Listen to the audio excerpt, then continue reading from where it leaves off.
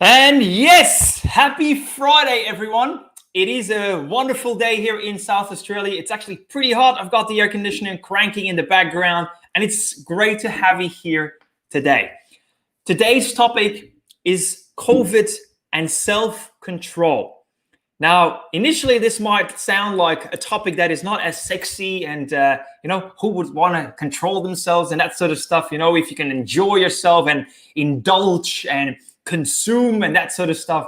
But I think that the story that I'm about to share with you might actually really resonate with you, and it might actually set you off on a path of some self-discovery and self-exploration. And as you do, I promise you that you actually will also see that it will help you with your goal achievement in whatever area of life that you choose. So again, a warm welcome. My name is Bram LeGroux. I want to also remind you, as you are joining in, this might be your first time, you might have been here before, but I also want to remind you that there is a $1,000 prize up for grasp for one more lucky individual. So this is something that I don't just pull this number out of my, where, my head, of course, or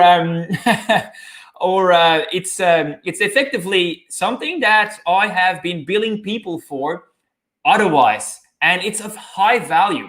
And so, long story short, some time ago, I did a emotional intelligence assessment for the second time to actually see where my levels have gotten to, particularly after 9 months of COVID. And I wanted to see, is it possible that this COVID thingy has either kept the status quo, has either potentially increased certain values and also reduced some of them? And I will say it was a yes, yes, yes answer to all of it. And it was really interesting to go through the experience of the 38-page report or whatever it is and see like where my scores are at and compare them to the ones from 2 years prior. Now, anyway, I'm not going to talk too much about it, but this type of report I will be giving to one more person. We already drew one lucky winner yesterday. His name is Tim Allen. He's a BNI guy, and I'm super stoked that he got it. And so other than the assessment, the second winner will also receive a personalized coaching session to actually walk through it and bring it back to real life and business and make sure that it will help you. So all you got to do to actually go into the draw for this lucky prize, it's a $1,000 prize, and you will be giving it is getting involved in the chat. Let me know where you're at. Share your thoughts with me. Share your experiences with me. And if you have a question, of course, type it away. All of them qualify to enter into the draw. But like I said, today, I've got my notes here prepared. Welcome again. Today's is a topic of COVID and self-control. Now, why is it? Shall we start with a story? Okay. First things first. I noticed that leading up to Christmas and New Year's Eve, my self-discipline dropped kind of naturally because, what do you do in holiday mode? You just go and celebrate, you hang out with people, you stay up longer, you get up later, that sort of stuff. You eat too much. Well, anyway, I noticed that as I got slacked off with my success habits, four differences occurred on different levels, and they're really interesting.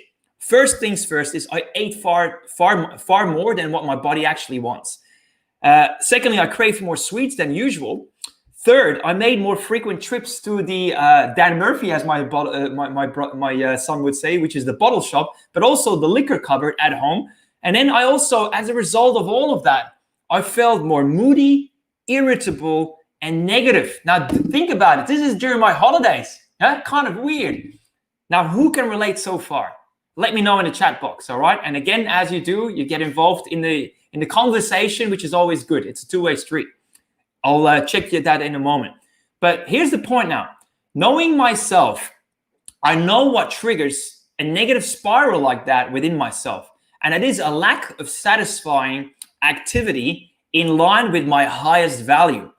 Now, this is an interesting one. If you ever have studied with Dr. John DeMartini, for example, who's big on values, he pretty much says that the more you engage in activities that bring you closer to and connect you with your highest value, the more happy you will be, the higher energy levels you will be, the more positive you will be, and so on and so forth. Now, as I was engaging in certain things, I was actually moving away from my highest value. So let me just summarize how that worked for me. As I was focusing on enjoying myself and relaxing with family and friends, of course, I missed pursuing my mission, which is about making a difference in the world, and at scale. And so I also want to share with you that I'm not a workaholic, all right? I just thoroughly enjoy what I do. And I miss it when I've got too much time off, and I got too much time to, turn my thumb, so to speak. So in that case, consumerism takes over. And that doesn't fulfill me personally. So again, you might be able to relate to this. Maybe not, maybe you can. Both of them are perfectly fine. We all have different values, and it's our values that really dictate how we feel based on the activity that we have. Now, I've got 3 lessons that I want to share here with you. First things first is, it starts with self-awareness, and then it continues with self-management. Knowing yourself helps, of course, yeah. Knowing what presses your buttons and that sort of stuff, and also what helps you and what builds you and what makes you grow, along with taking responsibility in our actions. That's number 1, really.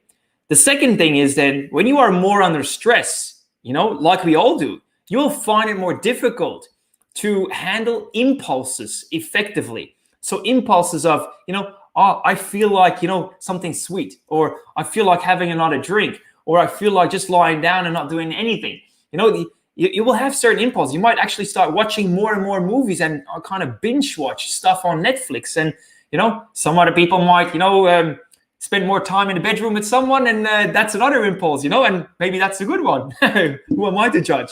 So anyway, with all that being said, take a look at what stresses you.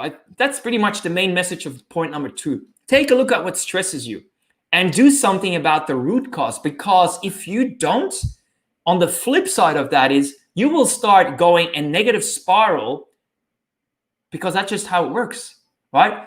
Certain actions through self-control propel us forward, whilst other actions take away from, and they erode us, and they help to put on kilos, and they drain our energy levels, and they make us feel lethargic and all of that sort of stuff. And it's all a byproduct of the activities that we engage in. So self-control is really a good thing to nurture and grow.